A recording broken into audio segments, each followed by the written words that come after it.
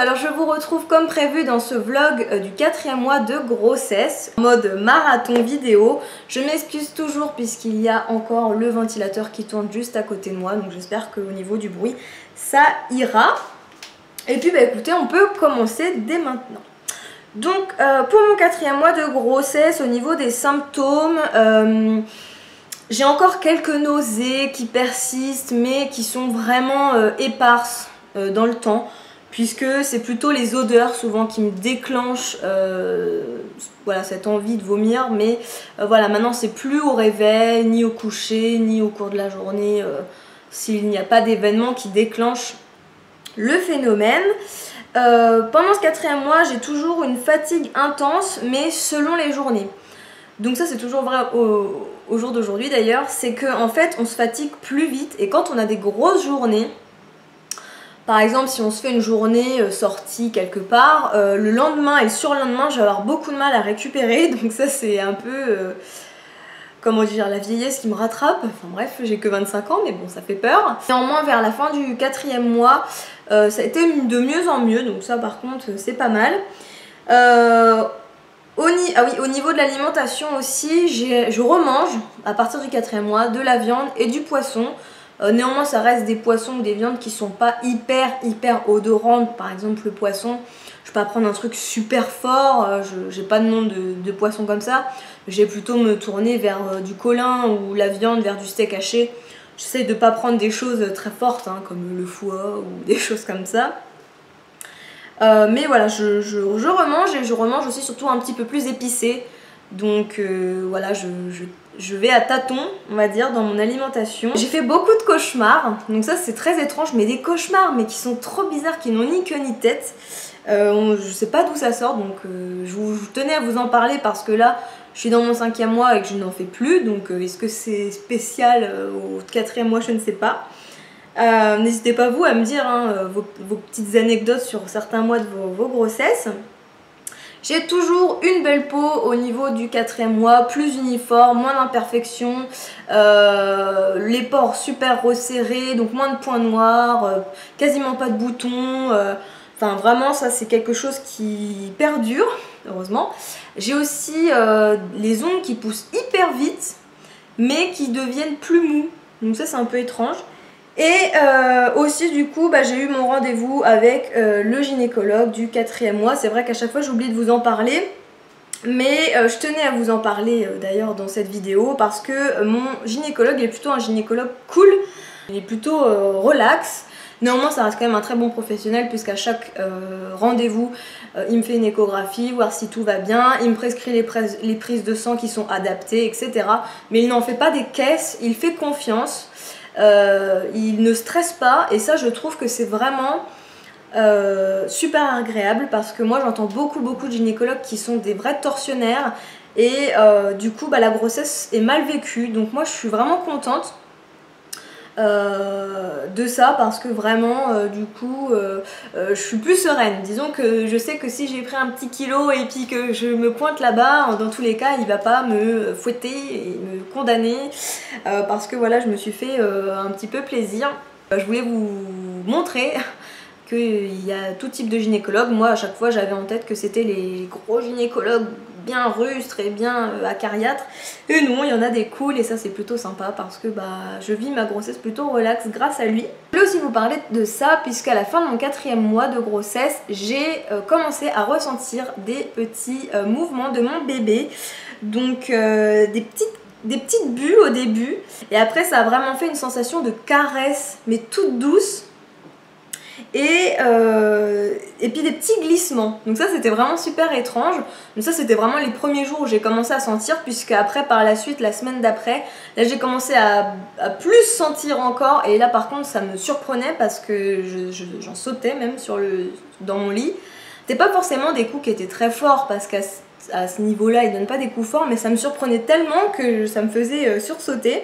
Donc ça faisait un petit peu peur à mon chéri, mais vraiment c'est une sensation, comment vous dire, c'est une sensation qui est rassurante, mais pas forcément agréable. Enfin en tout cas pour ma part, moi j'ai pas trouvé ça agréable, même plutôt voire désagréable, parce que vraiment au début on n'a pas l'habitude de cette sensation, c'est quelque chose de nouveau, on comprend pas trop, enfin on sait que c'est bébé mais on n'arrive pas vraiment à matérialiser la chose. Mais du coup voilà, ça rassure énormément, parce qu'à partir du moment où on le sent bouger, on se dit que tout va bien, donc ça c'est plutôt pas mal. Et puis après, le temps avançant, par contre c'est vrai que petit à petit en fait on s'habitue, et puis j'y pense plus vraiment, et après même ça m'amuse. Donc là je suis dans mon 5e mois et ça m'amuse, voilà, de le sentir bouger.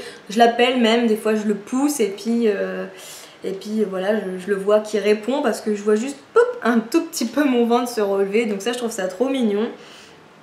Mais voilà, au début, voilà, je trouve pas ça agréable. C'est vrai qu'il y a des mères qui sont là, oh mon dieu, c'est trop bien et tout, je suis en extase. Moi, j'ai pas du tout trouvé ça agréable, voire même, comme je vous dis, désagréable. Néanmoins, voilà, après par la suite, tout s'arrange, tout rentre dans l'ordre, on sait que c'est notre bébé, on s'habitue. Et puis, de toute façon, on préfère qu'il bouge pas, parce que dès qu'il bouge pas pendant plusieurs heures, on s'affole. Moi, je sais qu'il y a une journée où je l'ai pas senti de toute la journée, et presque jusqu'à temps que je me couche, etc. J'ai paniqué, je vais vous dire, j'ai paniqué. J'ai dit à mon chéri, si je le ressens toujours pas demain matin et après-midi, le soir on va à l'hôpital, parce que j'ai eu trop peur. Mais bon, il s'est mis à bouger, donc tout s'est bien terminé. Donc voilà, il me semble que c'était tout ce que je voulais vous dire au niveau de mon 4e mois. Si, au niveau du 4e mois, il y a aussi la prise de sang de la trisomie, donc ça peut être aussi un petit peu inquiétant, parce qu'en fait, si vous voulez, vous faites la prise de sang, c'est à vous qu'on l'a fait, et c'est une statistique qui est donnée et qui va vous dire si vous êtes susceptible d'avoir un enfant qui est trisomique ou pas. Mais on ne vous donne pas le résultat. Donc si vous avez le rendez-vous avec votre gynécologue 3 semaines plus tard, vous poirotez pendant 3 semaines. Donc il y a certains gynécologues qui vous disent que vous pouvez les appeler, etc. Et qu'ils décident si oui ou non on vous donne la réponse. Moi je n'ai pas cherché à appeler, parce que je me suis dit j'ai pas envie de me stresser avant d'aller le voir, et puis de passer des mauvaises vacances, d'être folle d'inquiétude, etc. Donc j'ai attendu, mais néanmoins voilà, sachez que dans le 4e mois, je crois, vous avez donc une prise de sang qui associe votre âge, vos origines, votre poids, la clarté nucale de votre enfant, etc. Et ça donne une statistique qui vous dit si oui ou non vous êtes à risque. Si c'est bon, tout va bien, ça s'arrête là. Si c'est pas bon, vous avez des autres examens complémentaires à faire. Mais voilà, en tout cas dans mon cas, tout s'est bien passé, donc j'ai été soulagée. Donc du coup je vais tout de suite pouvoir passer aux achats que j'ai réalisés durant le 4e mois de grossesse, puisqu'ils ont été assez, pas énormes, mais assez conséquents au niveau de la taille. Je vais commencer tout de suite par vous montrer mon sac allongé, puisque je vous l'ai montré dans une vidéo haul que je vous remets juste ici. Donc c'est un sac que j'ai eu sur Verbaudet. J'espère que je parle pas trop vite, je suis désolée, mais j'essaye de pas trop traîner pour pas que ça soit long et ennuyeux. Mais voilà, je le trouve super sympa, je vous l'ai montré un petit peu plus en détail. Il a beaucoup de poches, le tissu est tout doux, vous avez aussi une grande poche derrière, le tissu intérieur est comme ceci. Et c'est un sac qui est d'une taille correcte pour une journée, sachant qu'il m'a coûté une 30aine d'euros, donc voilà, je le trouve plutôt pas mal. Vous avez les anses aussi pour la poussette. Donc voilà, moi j'ai trouvé ça plutôt une bonne affaire, parce que quand on voit le prix des sacs allongés sur internet, des fois ça fait peur. Donc là une 30aine d'euros, un petit sac allongé avec plein de rangements qui permet voilà, que votre sac soit bien cadré. J'ai trouvé ça plutôt pas mal. Donc je vous mettrai bien entendu tous les liens en barre d'infos. J'ai aussi commandé sur Verbaudet un coussin de maternité et sa housse. Donc c'est assez gros, hein. Hop. Voilà, puisque vu que j'ai eu très mal au dos, je savais plus comment me placer, donc j'ai acheté un coussin de maternité qui m'a pas coûté cher, parce qu'il me semble qu'il m'a coûté 19 euros, vu que j'ai eu, il y avait encore des promotions. Et la housse par contre qui est vendue à part, qui a dû me coûter une 12aine d'euros. Vous avez deux coloris et moi j'ai choisi celui-là parce que je le trouvais plutôt sympathique. Il rend pas tout à fait pareil à la caméra en fait. Il y a des petits triangles qui sont vert d'eau et d'autres qui sont jaunes. Mais je crois que les verres d'eau vous les voyez pas. Bref, et les autres, bah voilà, gris et blanc. Elle est parfaitement adaptée pour le coussin, hein. Le seul bémol, c'est que vu qu'il est pas cher, en fait vous n'avez pas après la possibilité, vous savez, de le mettre en boule et puis que ça fasse un pouf pour votre bébé. Donc voilà, après il faut savoir ce qu'on veut. Néanmoins il fonctionnera très bien pour l'allaitement, hein. Vous pourrez, je dis ça comme si vous l'avez acheté, mais voilà, vous pouvez le mettre voilà, autour de vous pour poser votre bébé, sachant que moi j'aimerais allaiter. Mais voilà, moi je me suis dit pour 19 € en tout cas, je vais pas me priver, sachant que comme je vous dis, dans le 4e mois j'ai eu un mal de dos atroce. Donc voilà, ça me permettait de me caler dans des positions un peu plus confortables, même si j'avais toujours mal. Et voilà, je trouve que c'est plutôt pas mal. C'est vrai que vers Baudet, quand j'étais plus jeune, je trouvais que c'était un peu vieillot et au final, ils se renouvellent et maintenant ils font des trucs un petit peu plus sympas. Donc je vous conseille d'aller faire un tour. Sachant qu'au bout de 3 produits achetés dans une commande, vous avez accès aux prix club qui sont plus avantageux que les prix standards. Donc voilà, pourquoi s'en priver. Ensuite, j'ai profité de ce 4e mois pour me prendre un maillot de bain. Donc en fait, on est parti une petite semaine en vacances dans une maison dans le Maine-et-Loire où il y avait une piscine, et du coup j'ai cherché bien entendu un maillot de bain spécial femme enceinte, puisque je me suis dit autant que mon ventre soit à l'aise, mais aussi autant que je puisse m'en servir par la suite si je fais des cours de préparation à l'accouchement en piscine, ou même voilà encore par la suite si je fais du bébé nageur, pour éviter d'avoir un maillot de bain qui me serre le ventre tout simplement au début. Mais voilà, je le trouve très sympathique. Il faut savoir que sur internet, les maillots de bain spécial femme enceinte coûtent une blinde. Et je savais pas comment faire parce que, pour tout vous dire, on n'avait pas le budget de foutre une blinde dans un maillot de bain. Et j'ai trouvé, et voilà, ce super petit maillot de bain, tout simple, chez Decathlon. Avec un beau petit bandeau là qui souligne vraiment bien la poitrine et qui met en valeur du coup votre ventre et votre poitrine, qui a des larges bretelles, donc qui vous maintient vraiment très très bien la poitrine et qui ne tombe pas au niveau des épaules. Et à l'intérieur vous avez même voilà une petite partie pour le maintien des seins. Donc ça je l'ai vraiment trouvé super sympa, je tenais à vous en parler. Même si malheureusement quand vous allez voir cette vidéo, la plupart d'entre vous auront déjà été en vacances. Mais voilà, je trouve ça super sympa si vous faites des cours de préparation à l'accouchement en piscine, ou comme je vous dis après par la suite, hein, même si vous êtes une nageuse invétérée et que vous n'avez pas trop où chercher votre maillot de bain, autant pas vous ruiner pour ça. Et aussi voilà, être dans un maillot de bain confortable. Je vous le conseille vivement. J'ai vu qu'il y en avait un autre qui était aussi un tout petit peu moins cher. Celui-ci m'a coûté 20 € et l'autre il devait être à 14. Bon, moi j'avais vu celui-là, c'est celui-là qui m'a fait craquer. Mais l'autre était pas mal aussi. Donc voilà, n'hésitez pas à aller en magasin pour les comparer et les tester. J'ai aussi pris durant ce 4e mois des livres sur l'allaitement, puisque comme je vous dis, j'aimerais allaiter mon bébé. Donc j'ai voulu me renseigner aussi sur tous les bienfaits que ça pouvait apporter du coup au bébé et aussi à la maman, parce que ça n'apporte pas que des bienfaits au bébé. Et j'ai trouvé donc 2 petits livres. Donc le premier c'est l'allaitement maternel, la voie lactée, donc il est vraiment tout petit.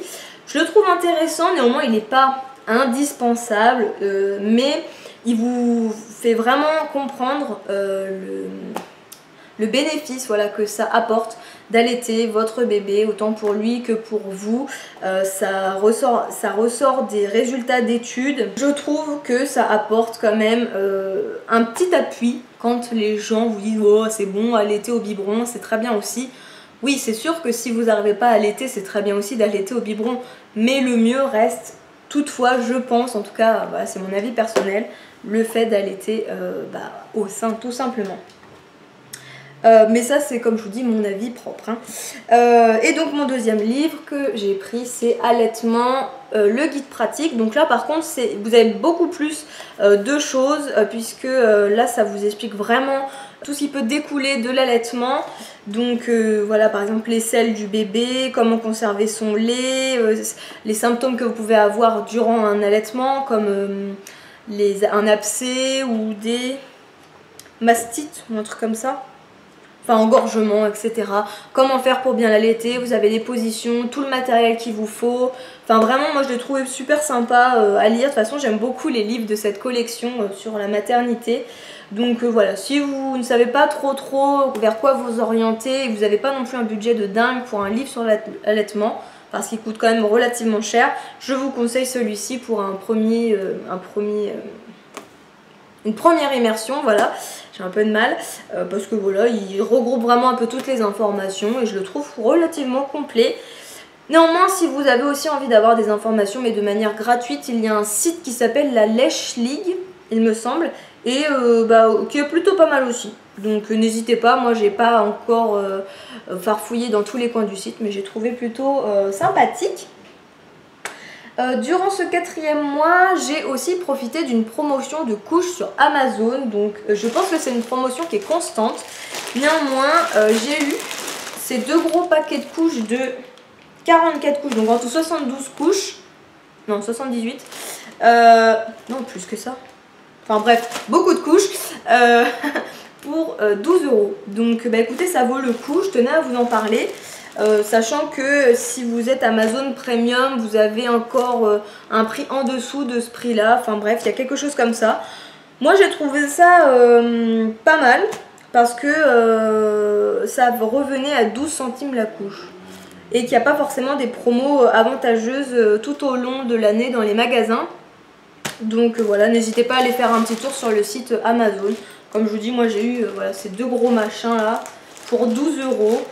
Donc écoutez, hein, apparemment les bébés c'est un sacré débit de couches, donc pourquoi s'en priver?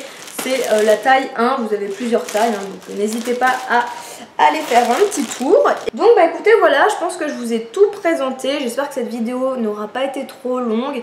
J'essaye de parler un petit peu vite, mais des fois je me trompe et j'ai aussi un peu peur que vous ne compreniez pas.